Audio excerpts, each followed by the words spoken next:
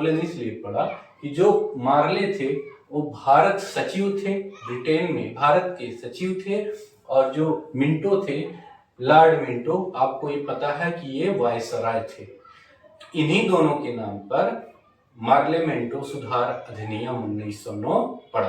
अभी पूछता है मार्ले मेंटो सुधार अधिनियम कब हुआ, तो हम कहेंगे 1909 में। इसमें अच्छा प्रमुख विशेषताएं इसकी क्या थी, तो देखेंगे सबसे पहली विशेषता इसकी थी, सबसे पहली विशेषता थी यहीं से सांप्रदायिकता की शुरुआत होती है। सांप्रदायिकता मतलब अलग अलग धर्मों के लिए अलग अलग, यहीं से जो है अंग्रेज क्या करते हैं, निर्वाचन पद्धति में बदलाव करते हैं। यहीं से सांप्रदायिकता का शुभारंभ होता है, किसके द्वारा, मिंटो के द्वारा। मिंटो क्या करते हैं, इसी को सांप्रदायिकता का जनक कहा जाता है। पहला क्या था कि सांप्रदायिक आधार पर निर्वाचन, सांप्रदायिक आधार पर निर्वाचन। इसका मतलब ये हुआ, इस वायसराय ने ऐसी व्यवस्था की कि मुस्लिम जो समुदाय के लोग थे, जब चुनाव होता तो उसमें जो सदस्य नियुक्त होता, मुस्लिम सदस्य अगर वो है तो उसका चुनाव मुस्लिम लोग ही करते। इसीलिए यहीं से सांप्रदायिकता हमारा जो है शुरुआत हो जाता है।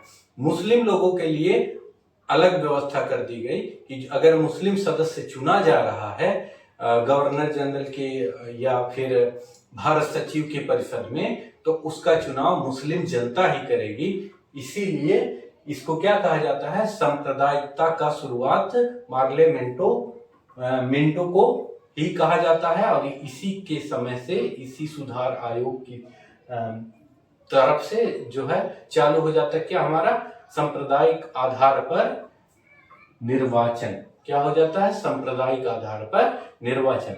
ये पहला था विशेषता कि सांप्रदायिकता का जनक मार्ले मिंटो को कहा जाता है, और यहीं से मुस्लिम सदस्यों का चुनाव सिर्फ मुस्लिम जनता ही कर सकती थी, ऐसा प्रावधान किया गया। दूसरा विशेषता देखेंगे इसमें क्या था कि जो गवर्नर जनरल की परिषद होती थी, जो गवर्नर जनरल जो होता था, या वायसराय यहीं से था, वायसराय, इसको वायसराय चूंकि बोला जाने लगा, तो वायसराय जो था, गवर्नर जनरल या वायसराय, इसकी जो परिषद थी, प्लस जो भारत सचिव की परिषद थी, भारत सचिव की परिषद,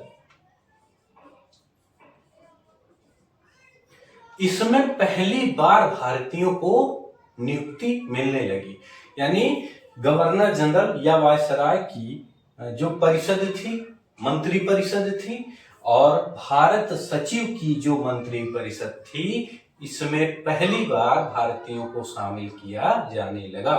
पहला सांप्रदायिक आधार पर निर्वाचन होने लगा, दूसरे में गवर्नर जनरल या वायसराय की मंत्री परिषद प्लस भारत सचिव की मंत्री परिषद में, दोनों में पहली बार भारतीयों का नियुक्ति किया जाने लगा। ये दूसरी विशेषता थी।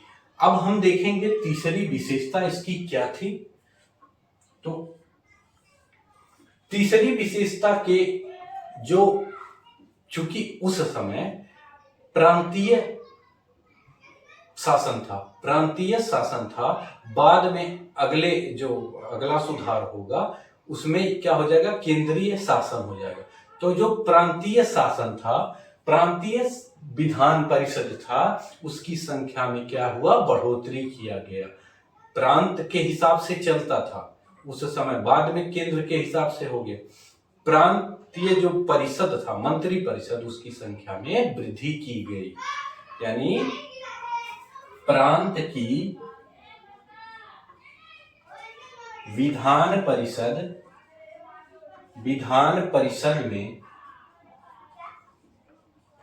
परिषद में वृद्धि की गई। वृद्धि की गई।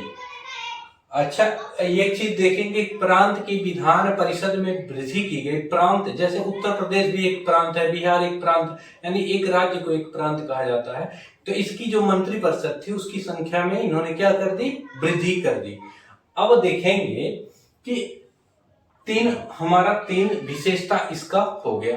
चौथे विशेषता में क्या करेंगे ये, कि जो गवर्नर जनरल की कार्यपालिका परिषद थी, जो गवर्नर जनरल या यूं कहें तो इस समय वायसराय थे, उनकी जो कार्यपालिका परिषद थी उसमें पहली बार जो है भारतीय की क्या हुई, क्योंकि पहले हम पढ़ लिए कि भारतीयों की नियुक्ति किया जाने लगा, तो कार्यपालिका परिषद में यहाँ किया जा रहा है। वो मंत्री परिषद अलग थी, यहाँ कार्यपालिका परिषद में पहले भारतीय की नियुक्ति की गई, यानी वायसराय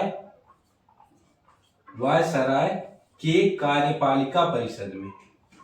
याद रखना है, विधायिका, कार्यपालिका, न्यायपालिका, तीन शासन को चलाने की सीढ़ी होती है। वायसराय के कार्यपालिका परिषद में जो है, कार्यपालिका परिषद में किसका नियुक्ति किया जाने लगा, कार्यपालिका परिषद में किया जाने लगा पहली बार भारतीयों की नियुक्ति, जिसमें सत्येंद्र प्रसाद सिन्हा को इसका सदस्य बनाया गया और उन्हें विधि सदस्य बनाया गया। ये चीज पूछा जाता है, किसको बनाया गया, सत्येंद्र प्रसाद सिन्हा, सत्येंद्र प्रसाद सिन्हा।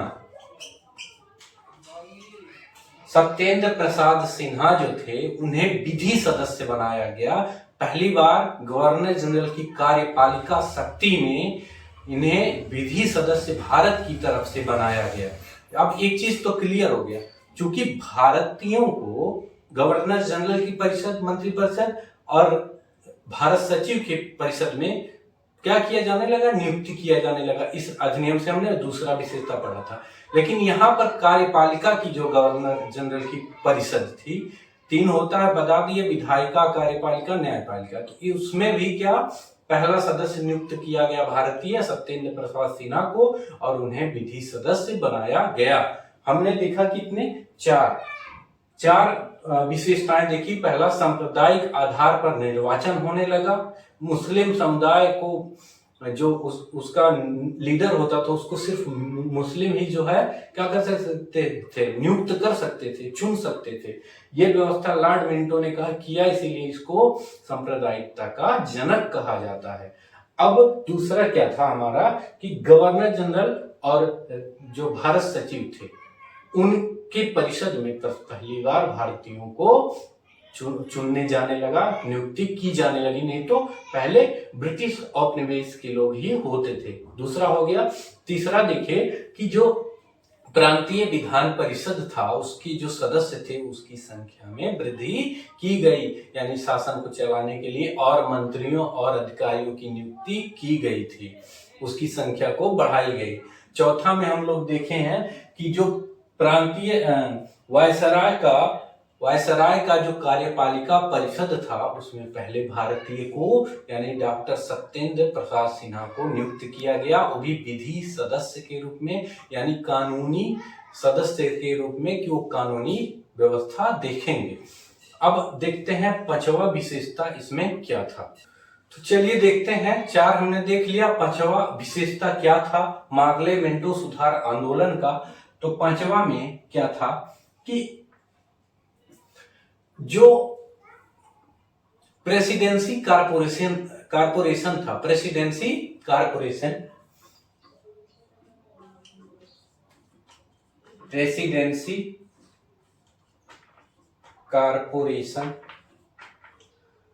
जो ब्रिटिश ईस्ट इंडिया कंपनी, जैसे हमारे यहाँ किसी न किसी नोडल एजेंसी के माध्यम से हम निर्वाचित लोगों को चुनते हैं, नौकरी देते हैं, उसके बाद अपना काम, जैसे रेवेन्यू डिपार्टमेंट हो गया, फिर जो है कानून से संबंधित अलग डिपार्टमेंट हो गया, या फिर और कोई विकास, हेल्थ से संबंधित अलग डिपार्टमेंट, उसी प्रकार जो है प्रेसिडेंसी कारपोरेशन था।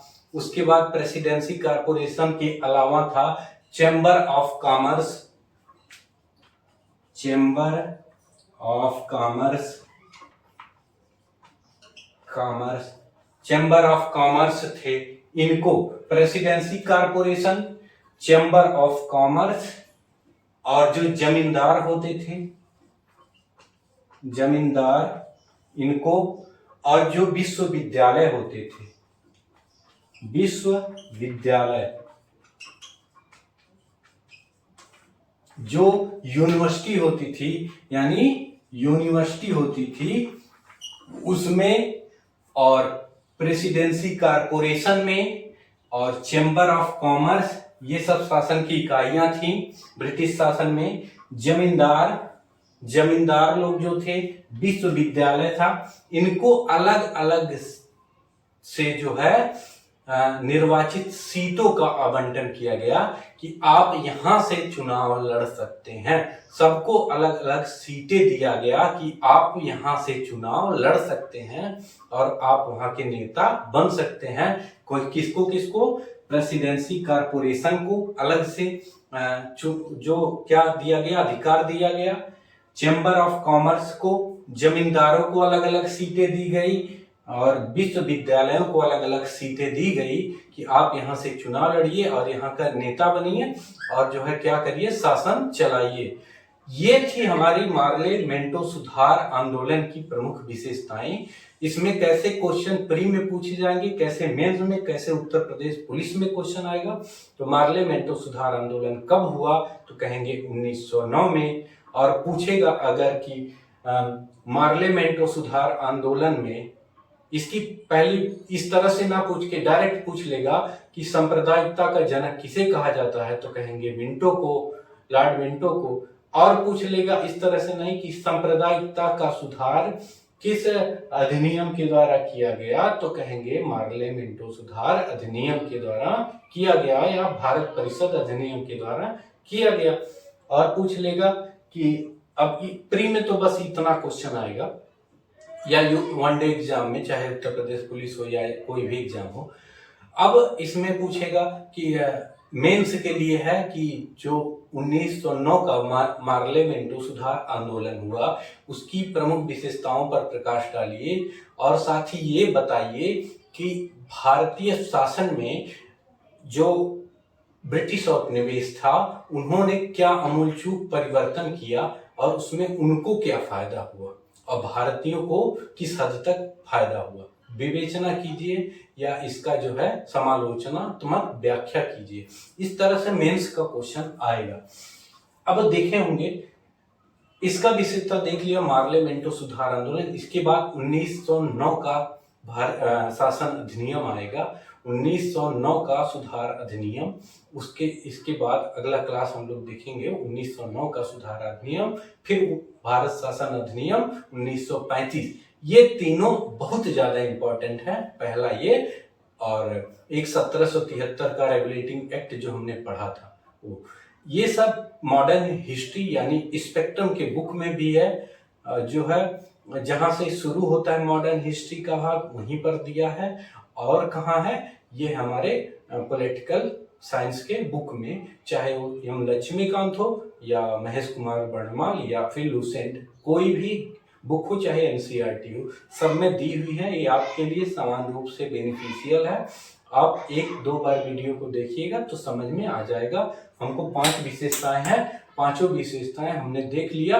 पहला विशेषता था कि सांप्रदायिकता यहीं से शुरू होती है, मुस्लिम सदस्यों को सिर्फ मुस्लिम व्यक्ति ही चुन सकते थे। और दूसरा हमने देखा कि इसमें क्या था कि जो गवर्नर जनरल की मंत्रिपरिषद थी और जो भारत सचिव की मंत्रिपरिषद थी, उसमें पहली बार भारतीयों को नियुक्त किया जाने लगा। फिर तीसरा देखा हमने, जो विधान परिषद, जो प्रांतीय विधान परिषद था, उसके सदस्यों में क्या किया गया, वृद्धि किया गया। उसके बाद हमने चौथा देखा कि जो विधि आयोग, ये एक विधि सदस्य के रूप में डॉक्टर सत्येंद्र सिन्हा को चुना गया था, किसमें, गवर्नर जनरल की कार्यपालिका परिषद में चुना गया था। फिर पांचवा हमने देखा कि जो चैम्बर ऑफ कॉमर्स था, चैम्बर ऑफ कॉमर्स हुआ, उसके बाद फिर प्रेसिडेंसी कॉरपोरेशन हुआ, और फिर जमींदार हुए, विश्वविद्यालय हुए, इनके लिए अलग अलग सीटों का आवंटन किया गया कि आप उस पर चुनाव लड़िए और शासन करिए। आज की क्लास में बस इतना ही, मिलते हैं अगली क्लास में ऐसे ही वीडियो के साथ। तब तक के लिए जय हिंद, जय भारत।